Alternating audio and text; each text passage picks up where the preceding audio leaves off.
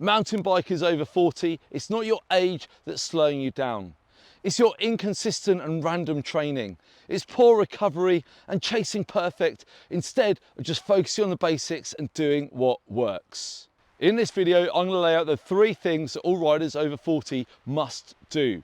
I'm going to explain what's ruining your progress and why, as well as why body weight matters, and finally, the one thing that underpins this all, so make sure you keep watching till the end. Let's start with the reality check then. You're not 25 anymore. And whilst riders over 40 could still be really fast and powerful and do amazing things on your bike, you do need to approach training a little bit differently. You need to be kinder to this body. And chances are that in your 40s or 50s or even beyond, you've got a lot more distractions, maybe less time, maybe more stress. And so you need to be smart with your time and smart with your energy. First of all, these are the 3 things that all riders over 40 need to be doing. Number 1, strength training. Number 2, some form of aerobic fitness training. And number 3, focusing on recovery. So let's break those down. First of all, strength training will not be a surprise to my regular viewers because it needs to underpin everything we do, okay? If you want to be a good human, if you want to be a good rider, if you want to be robust, if you want to ride further, if you want to ride faster, then you need to be stronger. Now, as we get older, for most people, we're going to change the way we train a bit. We need to take more of a longevity mindset with your training. So whilst there's nothing wrong with squats, deadlifts, barbells and all that sort of thing, actually a lot of riders over 40 are feeling a bit beaten up. Maybe you've got some sore knees, some old injuries, a bit of back pain, okay? Too long sitting in the office, and those exercises just aren't going to work for you anymore.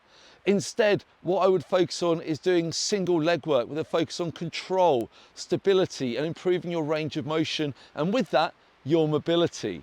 So we really want to be looking for training that builds you up, okay? That doesn't leave you wrecked for days, and in fact, you walk out of the gym or your garage or wherever you train feeling better than when you walked in, okay? And by taking a long-term consistent approach to training, let's just say twice a week for 45 minutes to start with, we can get you really strong, get you moving well so that you can turn your hand to anything you like on the bike. The second thing to focus on is that aerobic training, building that base of fitness. And this is massive for your health as well as for your performance. If you want to go and race enduros, awesome. It's your aerobic fitness that will get you round, and it's your aerobic fitness that will let you do the intense interval training so you can race hard. If you just want to enjoy big days in the hills, guess what? Your aerobic fitness will do that too. That aerobic fitness truly does form the foundation of your on-bike training, and we can develop it with long, slow, low intensity rides. And even if you don't have time for the long rides, even little and often is going to be effective and certainly better than nothing. If you haven't watched it already, I've got a really great video about aerobic training. I'll link it below. And number 3, recovery. When you're young, you can kind of ignore it.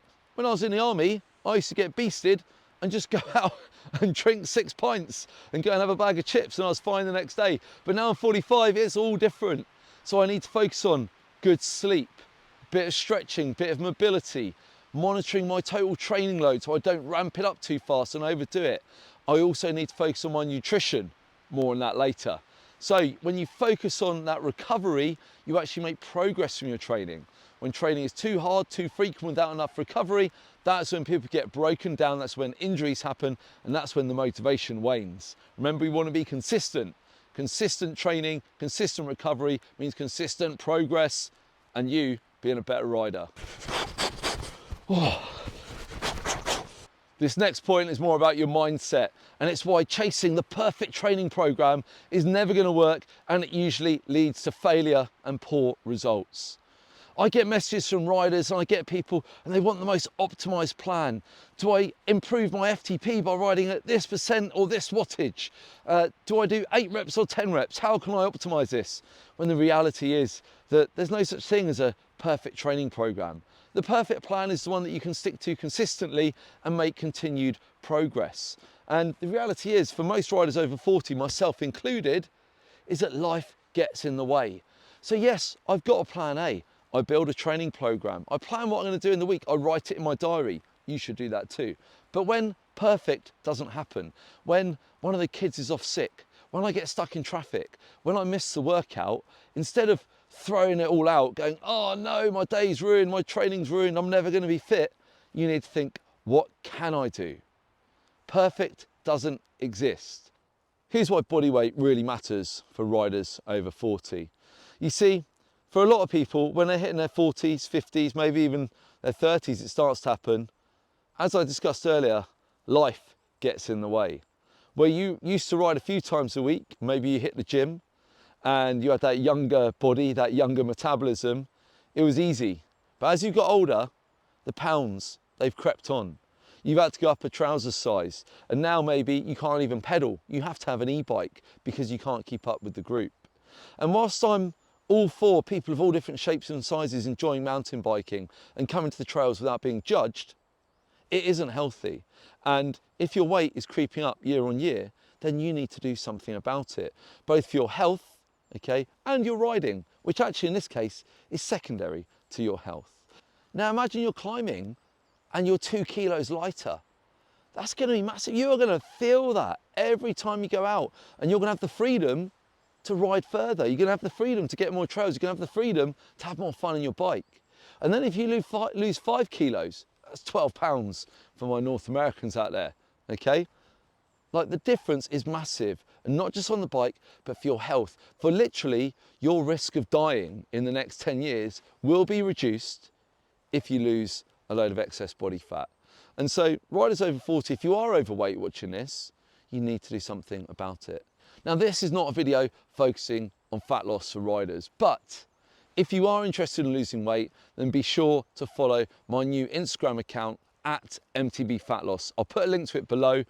We're going to have regular content on there, helping mountain bikers to lose weight the right way. And through that Instagram page, there's opportunities to work with me on a one-to-one basis to make sure you lose the body fat and keep it off this time too.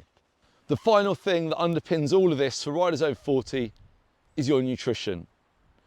If you're not eating well, if you're not focusing on eating a nutritious and balanced diet, then you're not going to train as consistently, because you're not going to have the energy, the motivation, and you're not going to recover as well.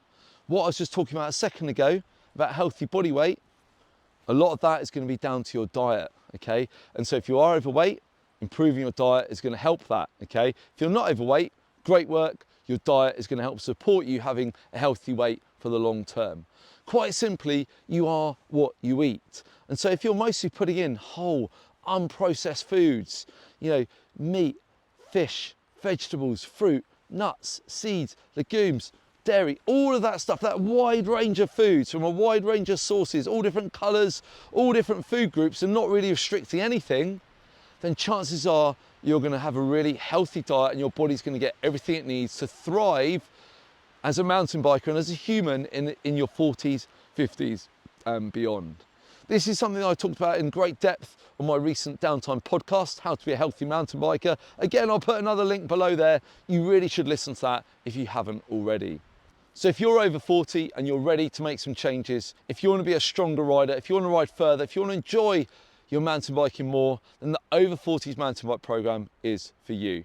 I've been running this program now for over 4 years, and I've had over 1,000 mountain bikers from around the world transform their fitness and transform their riding. It gives you literally everything that you need as a rider over 40 to be fitter, to be stronger. You can train at home using minimal kit, or you can train in the gym, and it's designed around a busy lifestyle, and it starts at just 45 minutes twice a week. So if you want to get more out of your mountain biking as a rider over 40, then you need to check out the Over 40s mountain bike program today and join over 1,000 riders from around the world. Check out the link below, and if you've got any questions, drop them in the comments. I really hope that you found this video useful and that you've enjoyed it.